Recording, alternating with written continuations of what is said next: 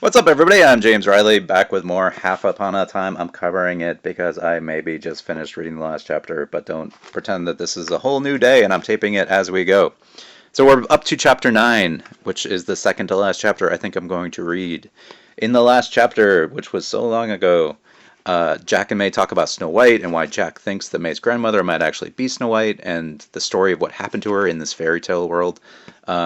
And May reveals that she doesn't really know a lot of fairy tales for some reason. Like, her grandmother's actively kept her from hearing them. That would be odd. Why would she ever do that?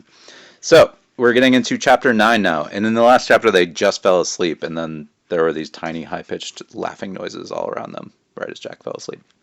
Chapter 9, Half Upon a Time. Jack woke up from nightmares of a man in green to find that the forest he'd fallen asleep in was gone. Instead of leaves above him, now there were pink and white tiles, and whatever he was lying on was smooth, unlike the rough forest floor. He started to sit up, but something held him firmly in place. Hard ropes of some kind covered his chest and legs. Well, that probably wasn't good news. "Hello?" Jack said, looking around as much as he could while being held in place. A massive headache pounded the sides of his skull, and for some reason his feet were really warm. "Huntsman?" he asked more quietly, a little afraid of the answer. I'm not going to try to do this woman's voice. "You're awake, darling," said a woman in a raspy voice. The speaker leaned over his head so that Jack could see her face, except there was no face to see. Instead, a black hooded robe covered what looked to be a smooth white orb, almost like an egg. And then the egg cracked across the center, splitting jaggedly in half in what seemed to be a horrifying mouth. "My children found you in the forest and were growing ever so hungry," the faceless woman said. "I almost let them eat you whole, there on the ground, I did. But that wouldn't do, darling, no. My children deserve a home-cooked meal, they do indeed." I guess I'm doing some voice, who knows what that is. And just like that, the situation plummeted past bad and headed for can't get much worse. Despite his pounding heart and the sudden sweat all over his body, Jack took a deep breath, knowing nothing would be helped by panic, at least not until he could run screaming.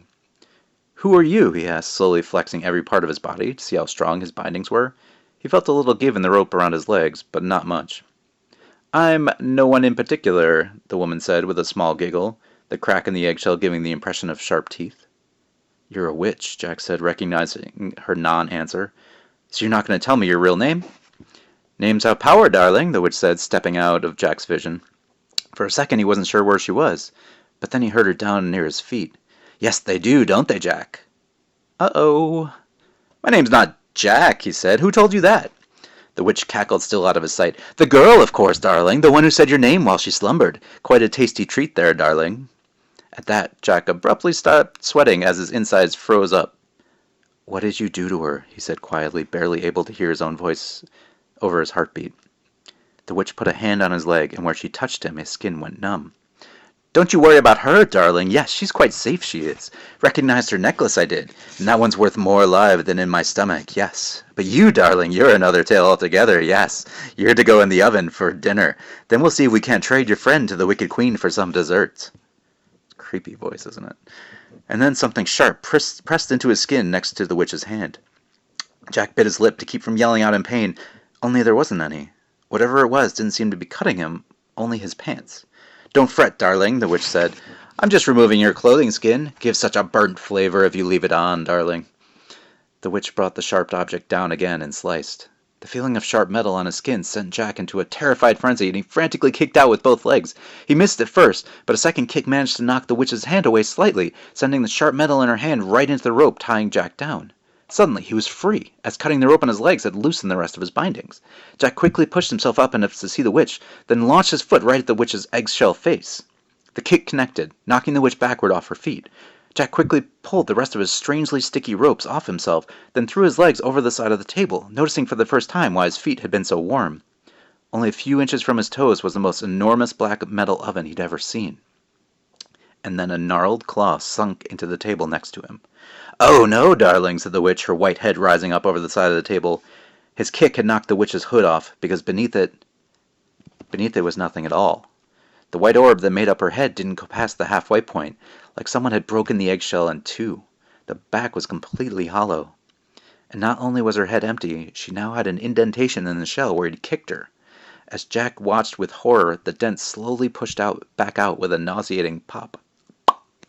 "You mustn't struggle, darling," the witch said, shuddering to her feet as she pulled her hood back on. "That won't do at all, not at all. You'll make your meat all tough, yes you will, and—" Jack kicked her again, but this time her gnarled old hand came out of nowhere to catch his foot.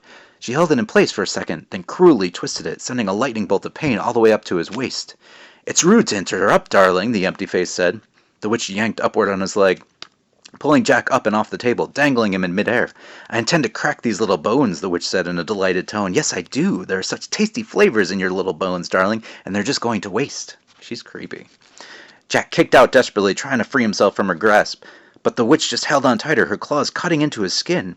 Giving up on his legs, Jack groped around on the strangely sticky floor for something to hit her with, but there was nothing within reach. The witch yanked the oven door open, and the heat from inside exploded over both of them. The witch bent to look Jack right in the face as he swung helplessly over the floor. "Thank you, darling," she said, drool dripping out of the crack that was her mouth. "Thank you for letting me eat you." I'm really doing a voice now. I don't know why. I'm sorry. As Jack stared in horror, her mouth began to close in on his leg, as if she was going to take a bite out of him right then and there. He punched her with both hands, but his blows just sank into her robes as if there were no body to hit. As the witch's faceless head got closer, a flickering tongue pushed past the cracked mouth, licking the edges in anticipation as she closed in. And then something startlingly red and blue slammed into the witch's head, knocking her over. Jack crashed to the floor, landing right on top of the witch. He frantically pushed himself off the witch's squirming body and tried to crawl away from her on the sticky floor, but didn't get very far. And then hands pulled the witch's body away from him. May, a disgusted look on her face, had hooked her hands underneath the witch's arms and was dragging her body toward the black ropes that had tied Jack up. On the floor next to May lay a large blue and red circle with a white stick. It was a lollipop, easily as big around as Jack's head. What?" he said, having trouble following. May quickly circled the ropes around the witch's body, then pulled them tight, eliciting a groan from the groggy witch. Jack grabbed the table and slowly pulled himself to his feet, his legs still wobbling underneath him. Where did you come from?" May nodded over his shoulder. "She tied me up and threw me in the closet." The princess smiled. "She may want to empty it out next time instead of leaving all kinds of sharp gardening tools around for someone to cut themselves free with." Jack grunted. "I'm actually kind of glad she didn't think that far. And, the lollipop?" May picked her weapon up off the floor. "What, this?" she said. "Have you taken a look around?" Jack raised an eyebrow, then took a closer look around the room. "Oh, wow," he said, his breath catching in his throat. The walls, the ceiling, the furniture, everything was made of candy. Peppermint chairs had gumdrops for cushions. Walls made of graham crackers were held in place by white frosting. The table Jack had woken up on was made of chocolate bars. The end nearest the oven had even melted a bit. And the ropes now tied around the witch looked to be black licorice strings braided together. The oven was metal, probably for practical reasons, but the chimney above it seemed to be made of hard toffee. The colors on the ceiling that he noticed when he woken up were actually, well, he couldn't tell what kind of candy they were, but they looked good. Even the windows looked like thin panes of lollipop candy. Jack's stomach rumbled in spite of everything. It's a candy house," he said, taking a step toward the graham cracker walls. As he walked, the sticky floor caught his attention. Peanut brittle. "Don't you want to try it?" he asked the princess, fighting off a wild desire to taste everything at once. May gave him an exasperated look. "Are you kidding?" she said. "Don't tell me you're actually thinking of—" "Jack, you're not going to eat any? After what the witch was going to do to you? Do you know how disgusting that is?" "Very?" Jack said, not really listening as he considered the chocolate table. May gagged. "She's been walking on this stuff, sitting on it. Not to mention the fact I haven't seen a bathroom, and you're going to put it in your mouth?" "It's candy," Jack said, running his fingers over the chocolate table. "Who cares where it's been?" May sighed. "I can't tell you how disgusted I am right now. At least don't eat the floor. Or the chairs, or tables. The walls might be the cleanest. Up high." Jack nodded and climbed up onto the chocolate table to get close enough to the wall for a taste. He picked a frosting seam to try first, put a hand on either side of it, then stuck out his tongue and licked the wall. A sugary explosion burst in his mouth, and he almost fainted in pleasure. It was as if every candy or dessert he'd ever eaten had been in preparation for this one moment. The sweetness, the texture, it was making him lightheaded. Actually, it really was making him lightheaded.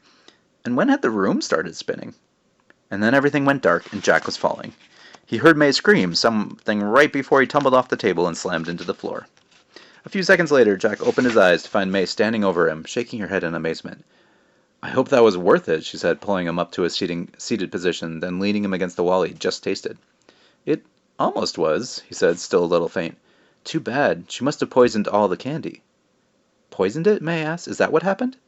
I should have realized, Jack said, shaking off the lingering effects of the frosting. Of course she'd poison it. That's probably how she caught most of her prey. Bait the trap with a house-made candy, then add a little something to knock out anyone who eats it. Bam! She's got dinner. Well, that's pleasant, May said, helping Jack up. But that's not how she got us. How exactly did we get here, anyway? She mentioned something about her children, Jack said, his head clearing as he slowly followed May to the candy house's front door. Her children? I wonder what she meant by that, May asked as she yanked the door open. One look outside, and the princess immediately slammed it shut and spun around with a look of terror in her eyes. What? Jack asked, his stomach going queasy and not from the frosting. What was out there? In a very small voice, May said, I think they're her children. Jack frowned. Okay, so there are a few kids. We should be able to get past them. He picked up a nearby lollipop. Especially if we have weapons, he said with a smile that May did not return. What? He asked her again. A lollipop's not going to cut it, Jack, May said quietly. From outside, Jack heard a giggle, the same one he'd heard before falling asleep. A second giggle quickly joined it, then a third, and soon what sounded like hundreds of the creatures began laughing right outside the door. A second later, the witch began laughing too. Come in, my children, she shouted. I know I said the girl was to be left alone, but Mother's changed her mind. Come untie us, and we shall feast on both of these delicious morsels. Well, that was a disturbing chapter. This was obviously, or maybe not so obviously, my Hansel and Gretel homage. This will be the witch from Hansel and Gretel with the candy house. So I think I mentioned one of the boys in the mob. I may have taken that out, but one of the boys was going to be Hansel at one point and mentioned something about candy. So a little foreshadowing. But yeah, the witch's children are new, which we will see in a little more close-up detail in the next chapter, which will, I think, be the last one that I'm going to read to you. So hopefully you've enjoyed all of these chapters, and I will see you for the last one. Thanks so much.